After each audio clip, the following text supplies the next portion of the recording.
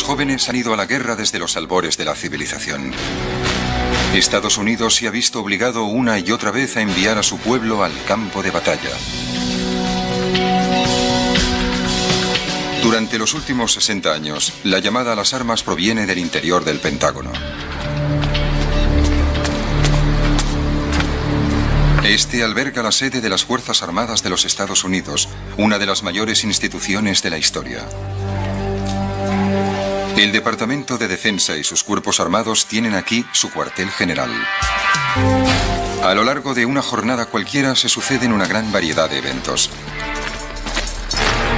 El secretario de Defensa se reunirá con un importante dirigente extranjero. Una de las salas del Pentágono es un hervidero de información procedente del campo de batalla. A miles de kilómetros de distancia, las tropas del Pentágono arriesgan sus vidas. Y por primera vez desde la Segunda Guerra Mundial, un piloto sobrevuela el Pentágono en busca de posibles enemigos. En este punto de encuentro de guerreros, estrategas y burócratas, el general John King, vicejefe del Estado Mayor, tiene en mente dos temas principales: sus tropas de combate y el futuro de su servicio.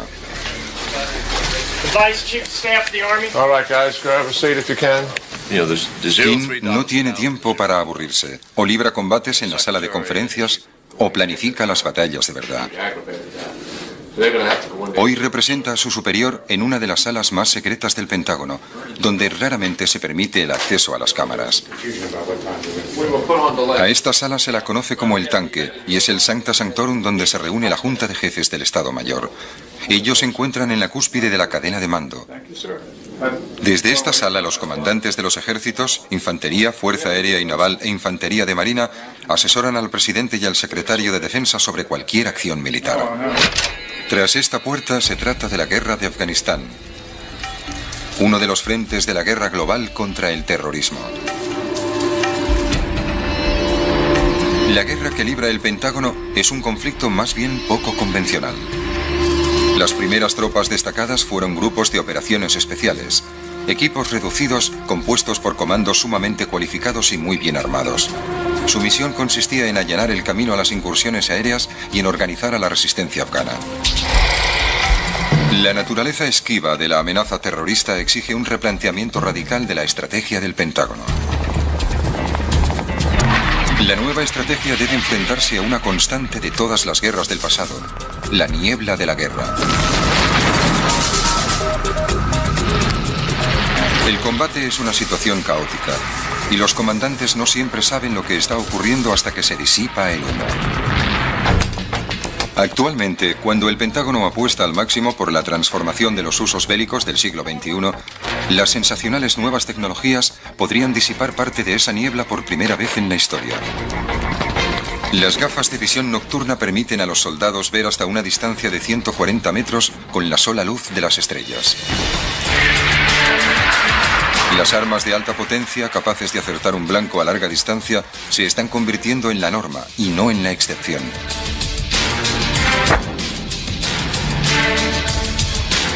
Pese a contar con un poderío militar sin parangón en el mundo, nadie subestima la tarea.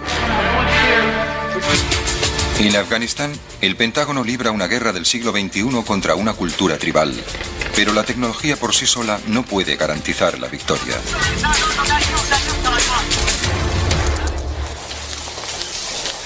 Aún en tiempos de crisis, el Pentágono lucha en otras batallas aparte de las militares. Debe asimismo librar una guerra verbal. En el gabinete de prensa del secretario de Defensa, el objetivo es transmitir un mensaje claro, coherente y mesurado.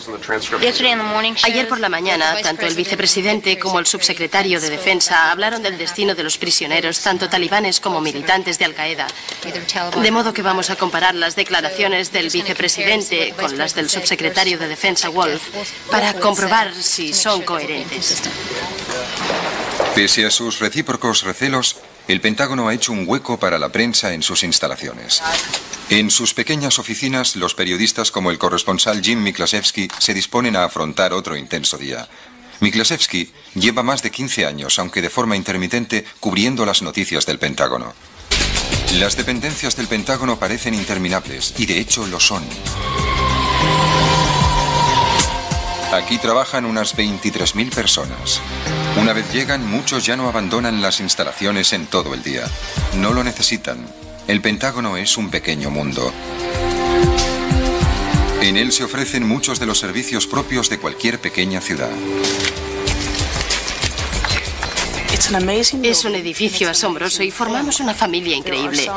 Aquí hay unas 23.000 personas y resulta extraordinario que en poco tiempo se llegue a conocer a muchas de ellas. Las diversas dependencias parecen barrios.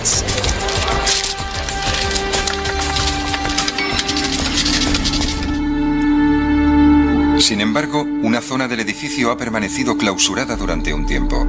Las 3 salas exteriores entre los corredores 4 y 5. En el ataque del 11 de septiembre, resultó dañada una superficie de más de 37.000 metros cuadrados.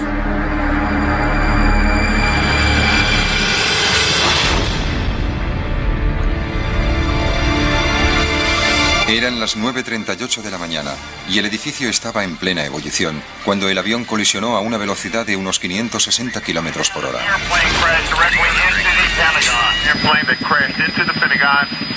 El avión impactó contra los edificios 1 y 2, en secciones ocupadas mayoritariamente por personal del ejército y la marina. Los servicios de emergencia locales acudieron para evacuar a los heridos y trasladar a todo el mundo a un lugar seguro. En el interior, un violento incendio ponía en peligro las vidas de los rescatadores y los atrapados.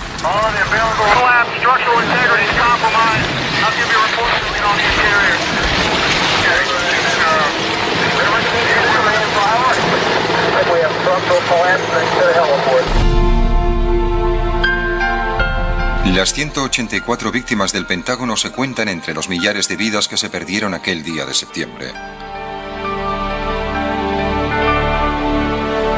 Parecía inconcebible que pudiese suceder algo así, y en un solo instante, el suceso había transformado el Pentágono para siempre. Poco después de sofocarse el fuego, comenzó la reconstrucción. El director de la obra es Lee Ivey. Ivey y su equipo trabajaron con una fecha límite que traía a la memoria el día del inicio de su edificación. La construcción del Pentágono se inició el 11 de septiembre de 1941, es decir, exactamente 60 años antes del ataque. En los meses previos al inicio de las obras del Pentágono, resultaba obvio que la intervención de Estados Unidos en la guerra era inminente. En Europa ya se combatía. En la capital estadounidense se vivían momentos de ansiedad. La responsabilidad de la construcción del nuevo edificio recayó sobre el general Breyhun Somervell, jefe de construcción del Departamento de Guerra. En Washington, en la calurosa tarde del jueves 17 de julio, Somervell ordenó a un reducido grupo de ingenieros y arquitectos que proyectasen un edificio a prueba de incendios y con aire acondicionado que pudiese albergar a la sorprendente cifra de 40.000 personas. Sería el mayor edificio de oficinas del mundo. Sorprendentemente, el lunes por la mañana recibió los planos de un edificio de 5 lados, una forma que tenía su origen en la planta pentagonal de los baluartes del pasado.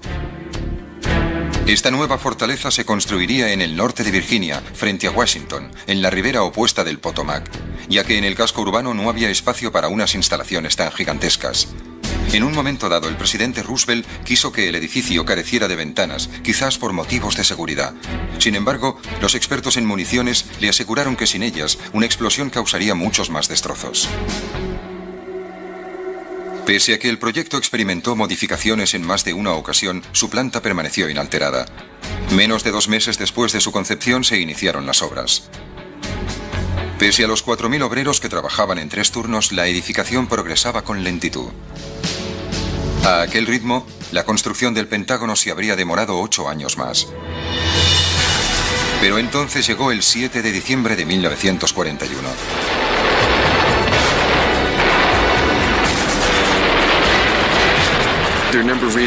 Existen varias razones por las que el ataque a Pearl Harbor sorprendió tanto. Con el acicate de la agresión, la construcción se aceleró. La construcción del Pentágono llegaría a completarse en tan solo 16 meses. A la primavera siguiente, los trabajadores ya estaban instalados en el edificio aún inconcluso. En mayo, el gobierno bautizó al centro con el nombre de El Pentágono.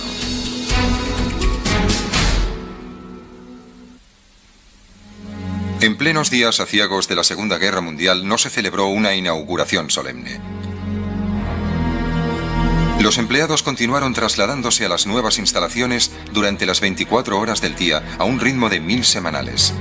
Tenían una misión entre manos y a miles de kilómetros de distancia también la tenían las Fuerzas Armadas.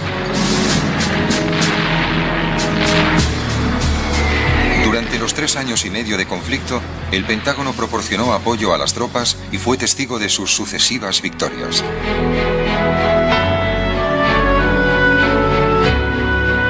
Una vez finalizada la guerra, se estudió la conversión del mastodóntico edificio en almacén.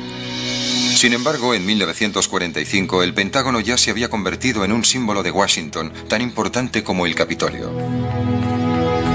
Unos años más tarde, el Departamento de Guerra se transformó en el Departamento de Defensa y el Pentágono pasó a ser su sede definitiva. En el transcurso de decenios, cientos de miles de personas han transitado por estas salas.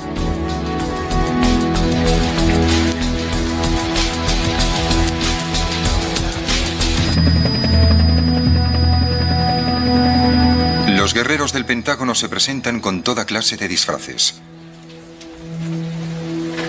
Algunos pasan por civiles perfectamente. Abandoné el campo de batalla.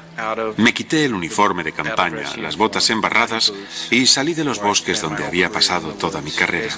Experimenté una transformación de la noche a la mañana. Dejé el uniforme, me vestí de civil, dejé que me creciera el pelo y traté de integrarme lo mejor posible. El teniente coronel Ted Anderson ha entrado en combate más de una vez. Su actual tarea en el Pentágono consiste en servir de enlace con el poder legislativo, el Congreso, y luchar por los presupuestos del Ejército de Tierra. La financiación del Pentágono ha sido en ocasiones motivo de grandes controversias, discusiones políticas y acusaciones de repetidos excesos. Puesto que en ocasiones se destina hasta el 15% de los presupuestos generales al Departamento de Defensa, los gastos militares pueden verse en el ojo del huracán. El Congreso tiene la última palabra sobre la cuantía de los fondos asignados al Pentágono. La misión de Anderson es comprobar si los comandantes del Ejército de Tierra están en condiciones de responder a las interpelaciones de los congresistas que quizás tengan ideas propias sobre el gasto militar. Al general John King le llega el turno de salir a la palestra. Anderson está presente para respaldarlo. A lo largo de los años, el teniente coronel ha servido a las órdenes de King en 3 puestos distintos. El general King es un soldado sensato y terco, criado en Nueva York. Y los soldados intuitivamente sienten simpatía por el general King, porque es un soldado entre soldados.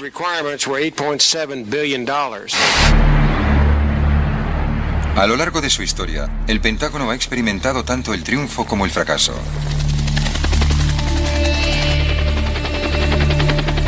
Unos 30 años antes, sufrió la conmoción de una guerra muy distinta a la que hoy se libra. Para el Pentágono no ha habido periodo más difícil y dañino que la guerra de Vietnam. Sus consecuencias aún se hacen sentir. El Pentágono jamás se había enfrentado con algo parecido a la guerra de Vietnam. Lo que empezó como un intento de frenar la expansión comunista se convirtió en una trampa sin salida aparente. Los oficiales estadounidenses estaban sometidos a una enorme presión para vencer, lo que les condujo a la frustración y finalmente a un gran desengaño. En el exterior del Pentágono crecía la furia de la opinión pública. Las protestas llegaron hasta los mismos muros del edificio. Incluso entre los mandos cundía la decepción. En 1975, cuando finalmente todo terminó, la credibilidad del Pentágono estaba en entredicho. En su hora más baja, se nombró al secretario de Defensa más joven de la historia de Estados Unidos, Donald Rumsfeld, de 43 años. Durante la guerra de Vietnam todo salió mal.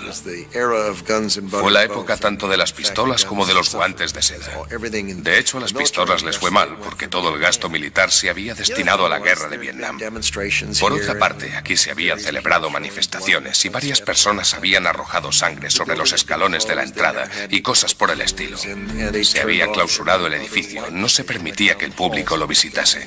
Según se salía de una sala se iban apagando las luces, por lo que resultaba un lugar oscuro, lóbrego, nada acogedor.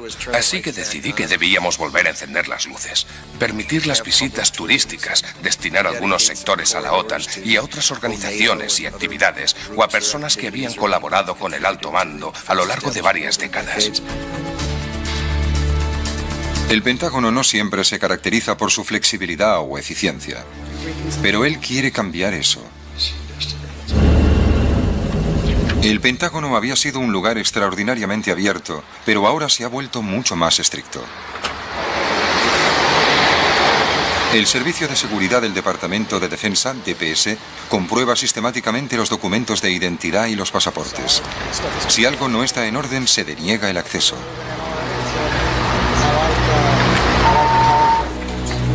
Esta mañana, el Servicio de Seguridad ha observado algo que no le ha gustado en el aparcamiento de 27 hectáreas. Alguien ha arrojado un paquete sospechoso desde un coche.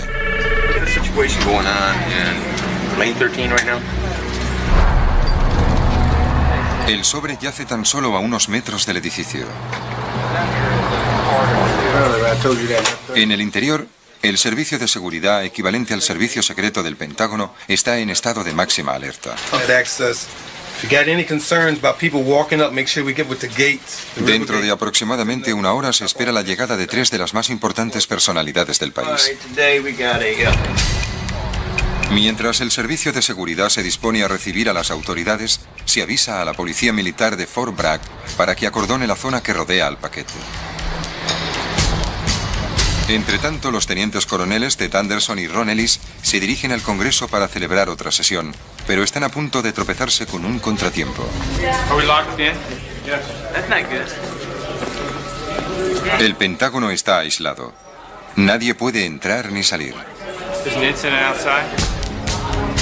Haremos un reajuste dado lo que está sucediendo en el edificio y cuando acabemos, quizá suceda otra cosa, quizá otro paquete sospechoso, pero ya nos enfrentaremos a ello.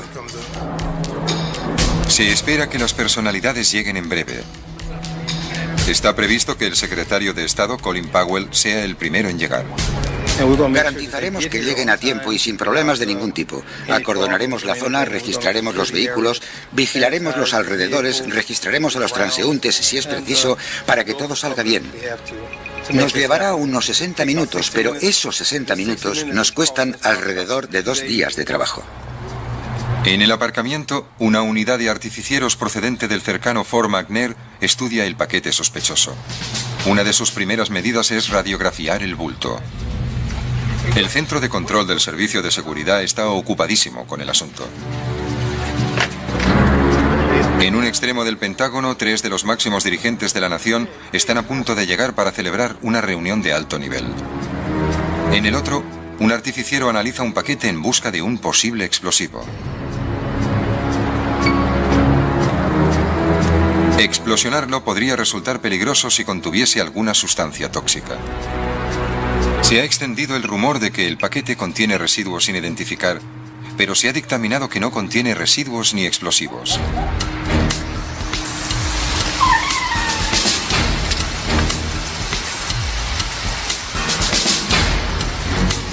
Powell llega a salvo y desaparece en el interior del Pentágono que una vez dirigió como jefe del Estado Mayor Conjunto. No queremos que nuestros dirigentes se expongan al peligro en el exterior durante más de 60 segundos. Del mismo modo, no permitiremos que la otra personalidad espere más de 60 segundos o que se quede, digamos, parado, o sea, en el punto de mira. Y cuando estás en el punto de mira, te conviertes en un blanco. Queremos que la rueda no deje de girar, que todo esté en movimiento y que cuando los vehículos lleguen al pie de la escalera y el secretario esté allí, se estrechen la mano, entren y la operación salga sin complicaciones. Si la gente espera, cualquiera al acecho tiene la oportunidad de disparar y no queremos que eso suceda. Para cuando llegan los invitados, el paquete ya se ha retirado, pero el trabajo del servicio secreto no ha concluido. Estudiaron su contenido y eran solo unos papeles y algunos clips. Los examinaron porque sospecharon que podía ser algo dirigido al presidente. No puedo asegurárselo al 100%, pero eran documentos inconexos, nada concreto. Una vez resuelto el incidente, todo el mundo puede regresar a sus ocupaciones. Y así lo hacen Ted Anderson y Ron Ellis. Momentos como este constituyen un recordatorio de que la vida en el Pentágono ya nunca será como antes.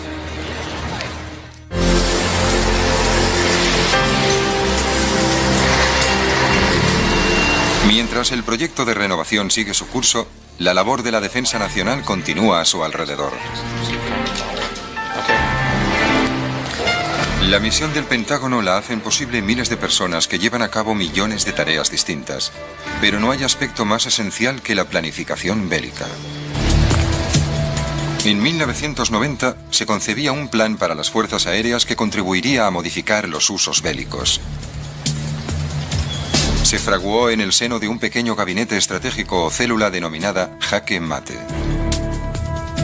Lo dirigía el coronel John Warden, que deseaba introducir nuevas ideas al, en algunos aspectos, anticuado Pentágono. El equipo Jaque Mate llevó la teoría a la práctica al estallar la Guerra del Golfo. Se forjó un plan para desplegar una operación que englobase entre sus objetivos tanto la infraestructura del país como su ejército. Irak fue el blanco de la nueva estrategia. Desde un primer momento el equipo dijo, tenemos entre manos algo verdaderamente poderoso, y después mantuvimos ese espíritu durante el proceso de planificación y toda la guerra. El plan era plausible, al menos en parte, gracias a las innovaciones del arsenal estadounidense. Armas de precisión guiadas por láser y capaces de alcanzar su objetivo con mayor exactitud que las armas del pasado. En la Segunda Guerra Mundial, por ejemplo, si queríamos tener una probabilidad muy alta de acertar un blanco, era necesario lanzar unas 9.000 bombas para conseguir una probabilidad del 90%. En la Guerra del Golfo, con las armas de precisión, una sola bomba te brindaba la misma probabilidad que las 9.000 bombas de la Segunda Guerra Mundial. Eso significaba que podíamos destruir muchos más objetivos empleando muchos menos aviones. Solo unos días después de iniciarse la ofensiva aérea, los iraquíes se vieron sorprendidos por lo que Warden denominó un ataque paralelo. El ataque paralelo consistía en que a Irak le ocurriesen infinidad de cosas al mismo tiempo, de modo que paralizara el país creando una situación casi insostenible para los iraquíes. Es como sufrir la peor inundación de los últimos 1000 años. Sencillamente no puedes estar preparado para algo así. Las armas de precisión y el uso estratégico de su poderío aéreo contribuyeron a que la Guerra del Golfo resultara una tremenda victoria estratégica para el Pentágono, lo que le ayudó a superar el trauma de Vietnam.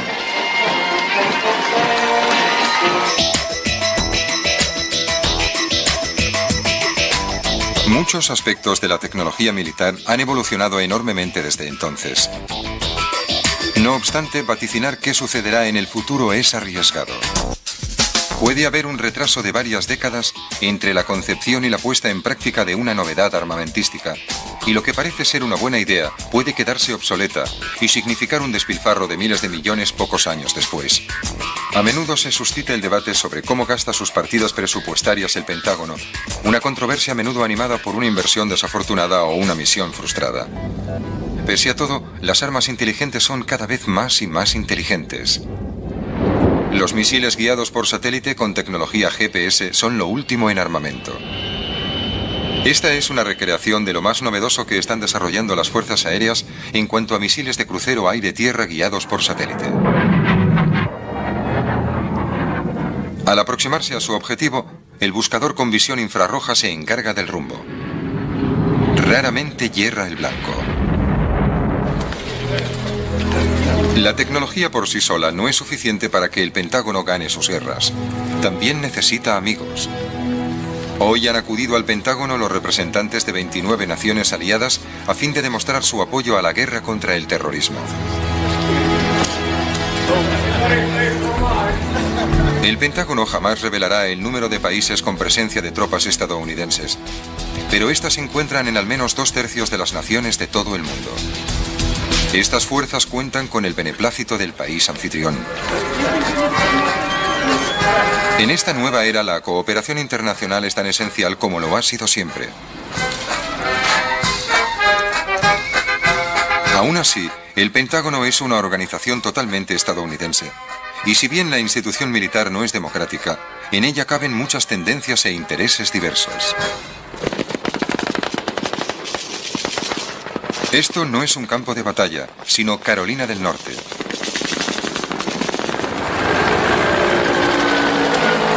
Se trata de una exhibición del poderío armamentístico de la infantería de marina destinada al lucimiento y al divertimento.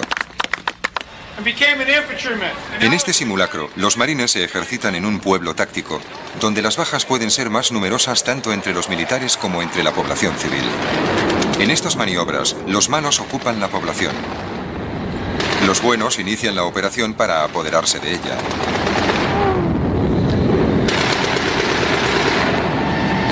La miniguerra contiene todos los ingredientes, desde carros de combate hasta aviones para llevar a cabo el asedio.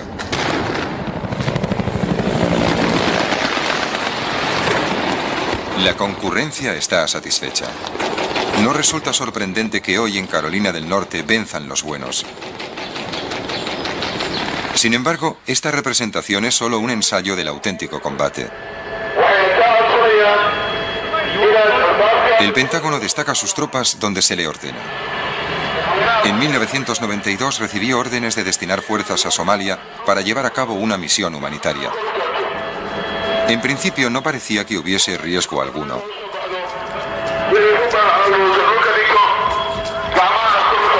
En el transcurso de los meses, la situación se deterioró y creció la tensión. Después estalló el conflicto. Cuando se produjo aquel combate, la opinión pública se quedó perpleja. En el trágico incidente de los helicópteros Black Hawk, los somalíes derribaron 2 de estos aparatos y la misión de rescate fracasó. Tanto la nación como el Pentágono se tambalearon. El general John Shalikashvili fue nombrado jefe del Estado Mayor de la Defensa tan solo unas semanas después del asunto Black Hawk. Heredó una pesadilla. Somalia reavivó los recuerdos del fracaso y la tragedia de Vietnam.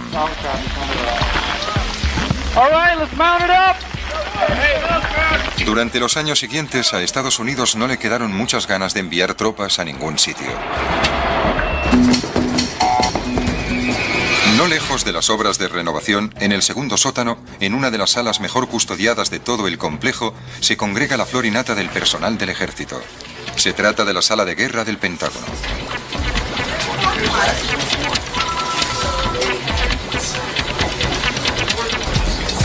El nuevo enemigo no dispone de ejército ni de marina a los que el Pentágono pueda aplastar. Ya es suficientemente difícil localizarle. El espionaje y la seguridad de las comunicaciones son la clave de esta nueva guerra. El Pentágono tiene a su disposición un increíble arsenal de herramientas. Los satélites, tanto militares como civiles, son capaces de enviar imágenes como esta, correspondiente al estratégico aeropuerto de Kandahar desde una altitud de 650 kilómetros.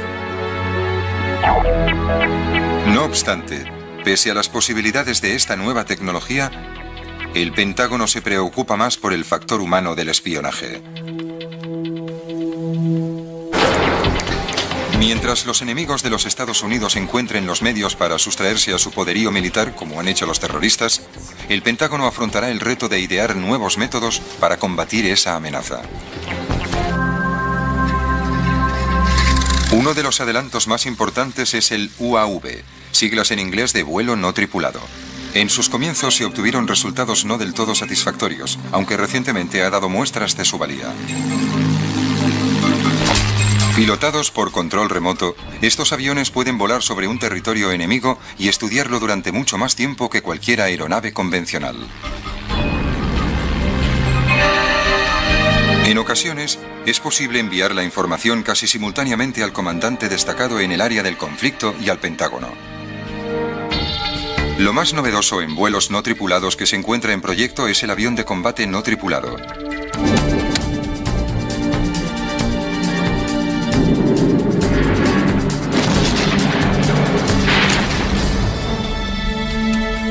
Ya nos resulte inquietante o revolucionaria, se supone que esta creciente automatización de la guerra continuará. Los miembros del alto mando son conscientes de la dificultad y el peligro que entraña la misión que se avecina. Viven en un mundo en que las cuestiones de vida o muerte influyen en todas sus decisiones, en todos sus actos.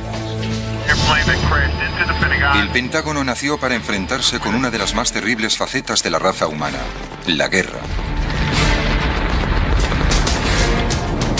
Su éxito o su fracaso puede afectar en mayor o menor medida al futuro de casi cualquier país del planeta. La temamos, la respetemos, le solicitemos protección o deseemos su destrucción, es mucho lo que depende de esta impasible y seria institución. Un augusto y sencillo edificio conocido como el Pentágono.